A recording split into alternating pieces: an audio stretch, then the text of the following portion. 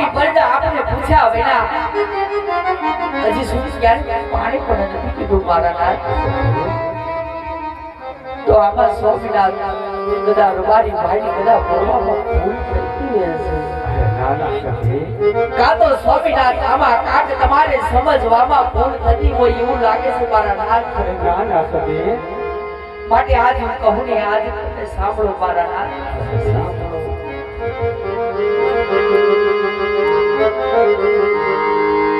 સતી મિલાડ દે